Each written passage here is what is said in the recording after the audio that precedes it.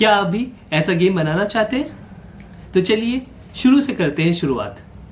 मेरा नाम है अंकुर और आप देख रहे हो घर वाली कोडिंग।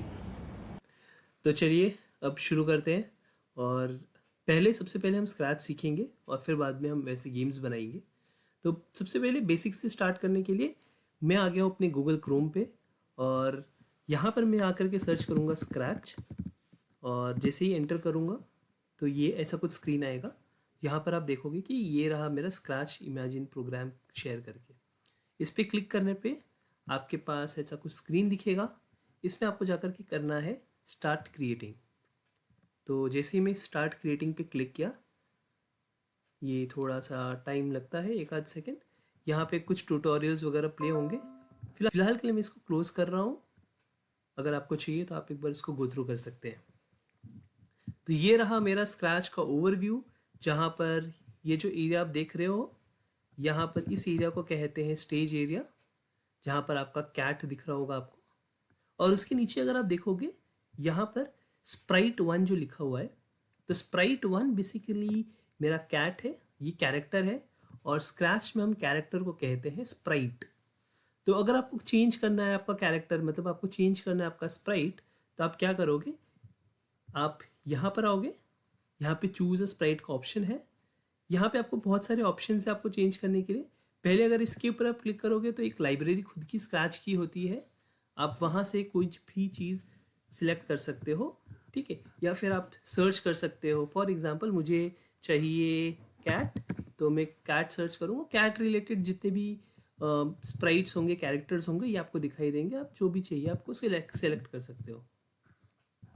उसके बाद अगर आपको ड्रॉ करना है तो आप यहाँ पर क्लिक करोगे तो ये पेंट में चला जाएगा, और यहाँ पर आकर के कुछ भी ड्रॉ कर सकते हो। फॉर एग्ज़ाम्पल मुझे कुछ बनाना है, तो मैं यहाँ पे ए लिख रहा हूँ। जैसे कि मेरा नाम अंकुर है, तो मैं ए लिख रहा हूँ। और ये जैसे मैंने ए लिखा, आप देख सकते हो ये एक कैरेक्टर बन चुका है, और वो आप सिलेक्ट कर सकते हो। यहाँ से अगर आपको डिलीट करना होगा इस कैरेक्टर को, तो यहाँ पर डिलीट का ऑप्शन है, इस पर आप क्लिक करोगे, पूछेगा you want to delete the sprite, आपको करना है येस, और ये आपका स्प्राइट डिलीट हो चुका।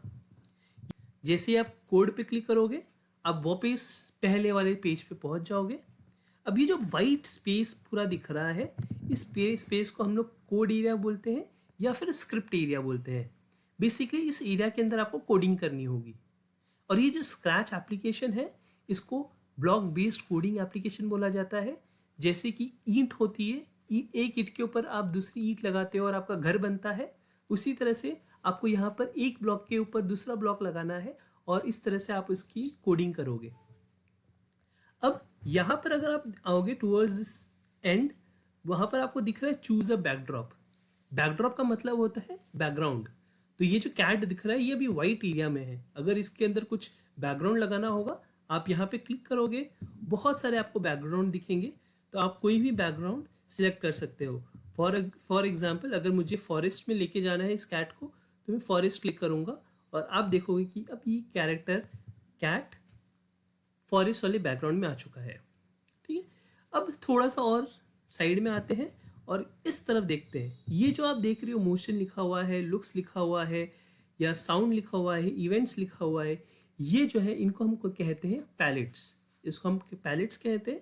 इस पैलेट के अंदर बहुत सारे ब्लॉक्स होते हैं। फॉर एग्जाम्पल अगर मैं मोशन के ऊपर क्लिक करूंगा, तो यहाँ पर ब्लू कलर के बहुत सारे छोटे छोटे ब्लॉक्स दिखाई दे रहे हैं, जैसे कि move 10 steps, turn 15 degrees, turn, go to random position, go to X Y, ऐसे ऐसे बहुत सारे ब्लॉक्स हैं। तो इन्हें हम कहीं कहते हैं ब्लॉक, इन्हें कहते हैं पैलेट। जो बड़े बड़े सर्कल में है उन्हें हम पैलेट कहते हैं। जो ब्लॉक की तरह दिख रहे हैं उन्हें हम ब्लॉक्स कहते हैं। ऊपर है आपका मेन्यू, जिसमें कि आप फाइल देख सकते हो। फॉर एग्जाम्पल अगर आपने कोई प्रोजेक्ट बनाया है और आपको सेव करना है, तो आप यहाँ पे फाइल पे जाओगे और सेव टू योर कंप्यूटर करोगे। और अगर आपने कोई प्रोजेक्ट ऑलरेडी सेव कर रखा है, तो आप क्लिक करोगे लोड फ्रॉम योर कंप्यूटर, और उस फाइल को आप अपने कंप्यूटर में जाकर के सर्च करोगे जहाँ पर भी आपने सेव किया होगा, और उसको आप लोड कर सकते हो, और उसके ऊपर आप एडिटिंग करना स्टार्ट कर सकते हो। अब एक काम करते हैं, इस कैट को थोड़ा मूव करके देखते हैं। तो कैट को मूव करने के लिए हम इस फ्लैग का यूज़ करेंगे। तो जैसे आप कोई गेम खेलते हो तो आप कोई स्टार्ट बटन क्लिक करते हो, है ना। तो ये है मेरा स्टार्ट बटन, जिसे कि आप देख रहे हो यहाँ पे गो लिखा हुआ है। तो जब मैं इस बटन को क्लिक करूँगा तो एक कैट मूव होनी चाहिए। तो उसके लिए एक छोटा सा बेसिक कोड करते हैं। तो यहाँ पर आप आओगे इवेंट्स में। इवेंट का मतलब होता है कि अगर आपको कुछ भी करना है तो आप किस चीज़ से उस चीज़ को करना चाहते हो। तो जैसे कि मैंने बोला, जब ग्रीन फ्लैग क्लिक होगी तो मेरा कैट को मूव करना है, ये मेरा टास्क है अभी। तो मैं यहाँ पर सिलेक्ट करूँगा व्हेन ग्रीन फ्लैग क्लिक्ड। तो व्हेन ग्रीन फ्लैग क्लिक्ड मैंने बाहर निकाला। उसके बाद मुझे मूव 10 स्टेप्स ब्लॉक लेना है और उसके नीचे लगाना है। अब मैं इस ग्रीन फ्लैग को क्लिक करूँगा और आप देखना कि क्या होता है। तो जैसे ही क्लिक किया मेरा कैट आप देख सकते हो कि मूव हो रहा है। अब मैं काम करता हूँ, इस मूव को थोड़ा नीचे लगा देता हूँ, ठीक है। और अब ग्रीन फ्लैग को क्लिक करके देखता हूँ अब क्या हो रहा। अब ये कैट मूव नहीं कर रहा। क्यों? क्योंकि स्क्रैच के अंदर सिंस ये ब्लॉक बेस्ड कोडिंग है, आपके सारे ब्लॉक्स एक दूसरे से कनेक्टेड होने ज़रूरी है। तो जैसे ये कनेक्ट हो गया, इस बार मैं इसको क्लिक करूँगा तो मेरा कैट वापस मूव करने लग गया है। अगर मुझे इस कैट को कंटिन्यूसली मूव कराना है तो मैं कंट्रोल में जा कर के इसको बोल दूंगा फॉरएवर में मूव करने के लिए, के अंदर मैं मूव ब्लॉक को रखूँगा और वापस मोशन में जा कर के एक और ब्लॉक नीचे है जिसे कहते हैं इफ ऑन एज बाउंस, इसे लगा दूंगा। अब मैं ग्रीन फ्लैग को क्लिक करता हूँ, अब देखो क्या होगा।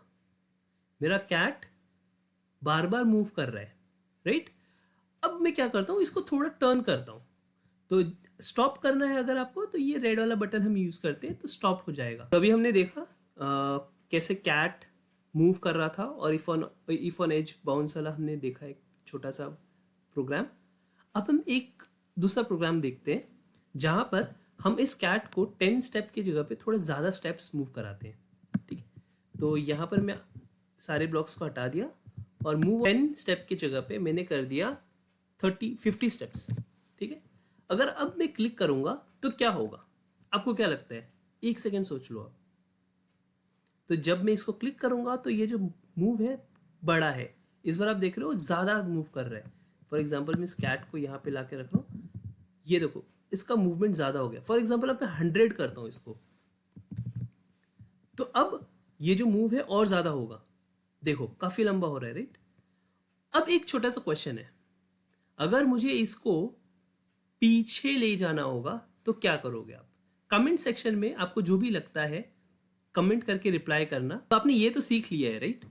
तो नेक्स्ट वीडियो में हम लुक्स और साउंड ब्लॉक को एक्सप्लोर करेंगे और देखेंगे कि उससे क्या कर सकते हैं। आई होप आपको स्क्रैच का ओवरव्यू तो समझ में आ गया होगा। अगर अभी भी आपके कुछ भी क्वेरीज हैं या कुछ डाउट्स हैं तो प्लीज़ आप उसे कमेंट बॉक्स में डाल दें। Thank you for watching.